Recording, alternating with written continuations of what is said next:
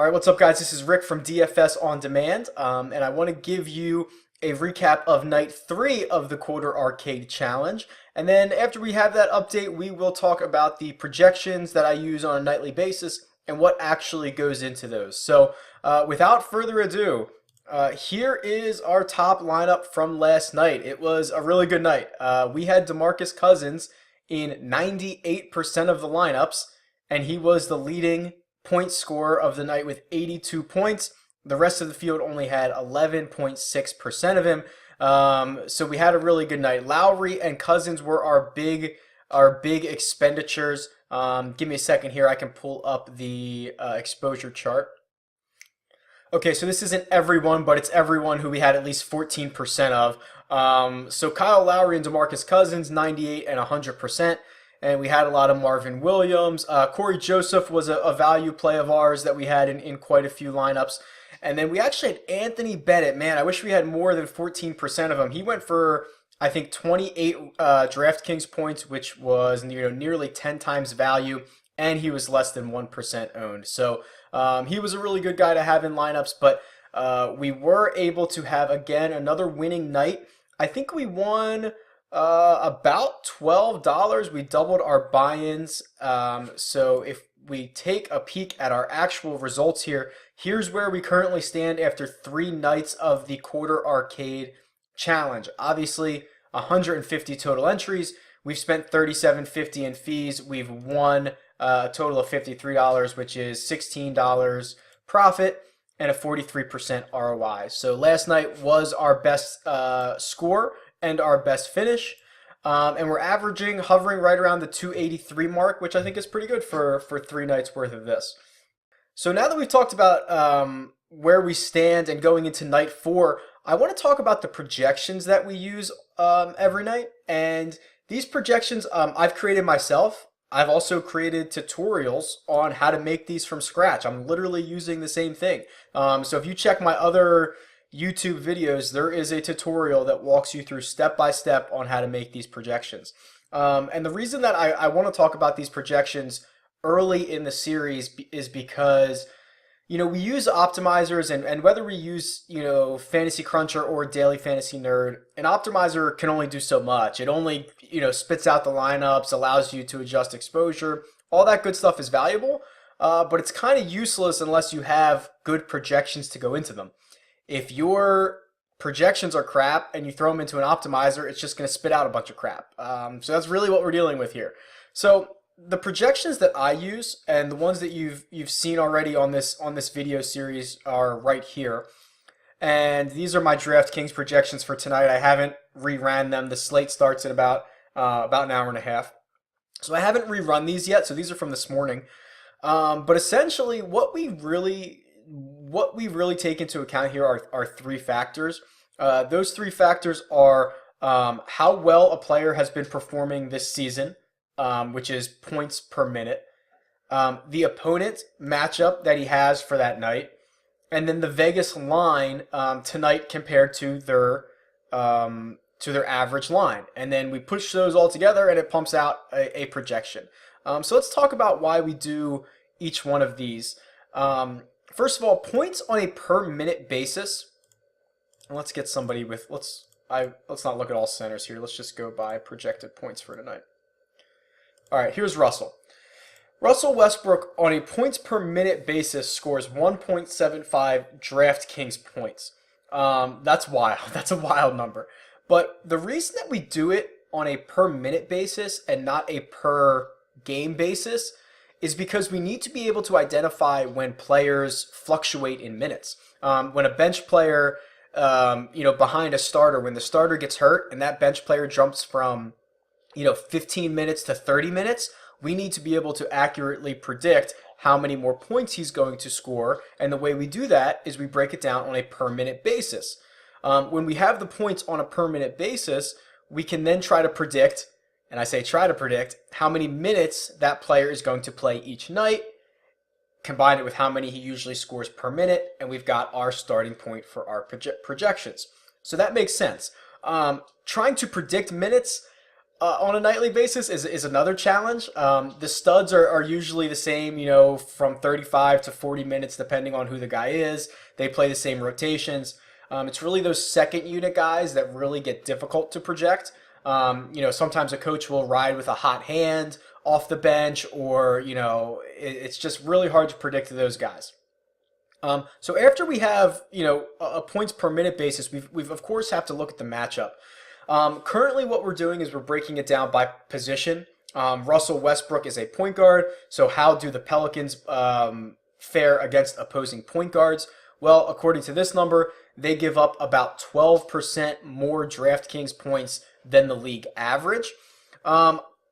Points per position, I could talk about this for probably an hour, but I don't love breaking it down point guard, shooting guard, small forward, power forward, center. I don't love doing it like that. And the reason being, the NBA is becoming a positionless game. That means guys play multiple positions throughout the course of a game. Think of someone, an extreme example is LeBron. LeBron James on any given night could play all 5 positions in theory. He could bring the ball up the court, acting as a point guard. They could throw him in the post for a few minutes a game, acting as a center, and he can play any position in between. A lot of guys play multiple positions, so when we say, oh, how do they fare against small forwards? Yeah, somebody might be a small forward, like Kevin Durant might be a small forward, but he also plays a little point guard. He also plays a little 4. He also plays a little 5. So it's not a very clear distinction there. So I'm trying to get away from this. I'm trying to get away from doing it per position, and it's a big project, but I'm trying to go towards things like areas of the court that teams are susceptible in. So some teams are susceptible down in the paint. If a player scores more of their points in the paint, they're going to get a boost that night. Sometimes the wings are susceptible. So I've got some different ideas on that, but for right now, we're still using the position projections. And it's not all terrible. I think we can still use it really, really well for point guards and for centers, because those are really the 2 most traditional positions in the NBA. Kind of in between the shooting guard, the small forward, and the power forward. Those are getting a lot closer together. So there's good and bad to like about the position matchups, but we absolutely have to take them into account, or we would be doing ourselves a disservice. This will also take into account pace, how well the defense plays overall. So it certainly needs to be accounted for. And then finally, what I like to do is I like to look at the Vegas lines. The Vegas line, no one can predict the future, but Las Vegas does the best job at it. They take into account everything under the sun, and they assign a spread and a total to a game. I take that number. I track it every night, so I keep, Oklahoma City. They're projected to score on an average basis. They're projected to score 105.9 points. You see tonight they're playing New Orleans, and the projection is just a little bit lower, but essentially the same. Sacramento is actually at a very big decrease tonight. They're only projected to score 10% or 90% of what their usual output should be. So only 90% of the points that they normally would be projected to score, they're projected to score tonight against Utah. So that takes into account the Utah pace, how good the Utah defense is, the fact that it's a second night of a back-to-back. So Las Vegas says, the Kings are only going to score 92.75 points tonight. If we know that Boogie, his average numbers come from when they're projected to score 102, if they take 10 points off of that, obviously that hurts everybody, and it hurts Boogie proportionately. So I like to use the Vegas line as a snapshot of everything else that's going on outside of recent performance, it includes recent performance, but it's not just limited to your DraftKings matchups or whatnot. So after we have all those factors, we put them all together and we get projected points and projected value. These are what I use on a nightly basis to come in here and run these optimizations. And then what I also do is using the player scoring calendar, which is another tool that I have available on the site. We can see how often a player reaches 5 times, 6 times, and 7 times value. So for example, James Harden, really good at hitting 5 times value. essentially never going to hit you 6 or 7 times value. It's just historically this season he hasn't done it. So those are just a couple of little things that I can see here. So for James Harden, he's a guy that you'd probably like a lot more in cash games because he's certainly going to score you 5 times points often. But you don't love him in GPPs because he's less likely to go for 6 or 7 times as opposed to Russell Westbrook, who can of course he can do it all, but he can go for some massive games as well. So I hope that is kind of a nice overall look at what I'm trying to accomplish with these projections. We're going to use them every single night, so you should get used to them.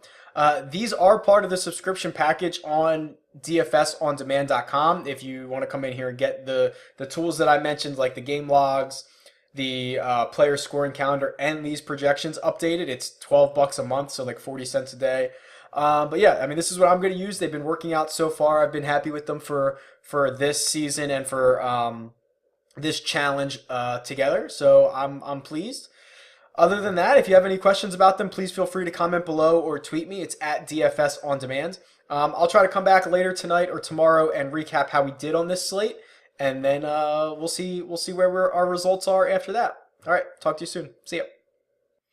All right, what's up, guys? Back with the results for last night, and I've got some good news and I've got some bad news. The good news is all of our lineups without Tony Snell were great.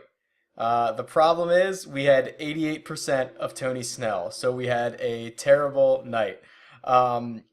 We cashed for $2 whole, which means we lost $10.50. We're still up for this challenge through 4 slates. I think it's about $6, so up is up, and we knew we'd have nights like this. So let's take a look at this a little deeper. Here is the best lineup we had, 304. Of course, it did not include Tony Snell, and actually what I should do is I should show you who our highest owned players were. So here we go. Joe Ingles and Russell Westbrook, 196%. Dwight Powell was 90%. This is the guy that killed us, Tony Snell, 88%. Robin Lopez didn't do so hot, but wasn't a complete dud, if I remember correctly. We might have to take a look. Everybody else did pretty much, okay. Harden was fine. Tucker was fine. LeBron was great. It really came down to this Snell, who scored. Let me see if I can find a lineup with him. 6.25 DraftKings points. So that is 2 times value. Again, obviously, we're just looking for, any one of these last 4 games would have been a lot better from Tony Snell. Just an absolute terrible, terrible outing. Only ended up playing 20 minutes. Just really bad. Now, a couple other bright spots here. Joe Ingles, who was kind of the chalk of the night at only $3,300, but he put up, what is that? Nearly 9 times value, probably more like 8 times value. Dwight Powell was only 4,000. So he puts up 7 times, and we had 90% of him compared to 11% in the field. PJ Tucker, his salary $3,900, so he was fine.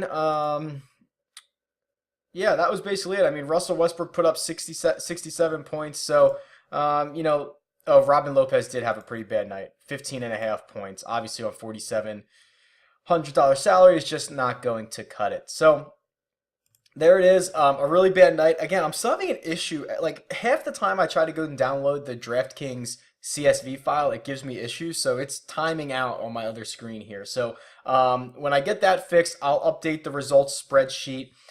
We knew there were going to be nights like this, right? We talk constantly that there will be nights we whiff and go 0, cash 0 lineups. It's probably going to happen more often than we want it to. The way we're running these optimizations are very volatile. We're locking in guys at 100, 98, 90%. One guy lays an egg like Snell did here, we're going to be in trouble. So no problems. We knew this was going to happen. We're going to continue to, there's a 5-game slate tonight. We're going to continue to just rock and roll and drop another 50 lineups in and see what happens. So no concerns here, but this is the first kind of big losing night. But we're still up for the challenge, and we'll continue to grind it out and see how it goes. As usual, leave any comments in the YouTube section below or tweet me. It's at DFS On Demand, and I'll talk to you guys soon. See ya.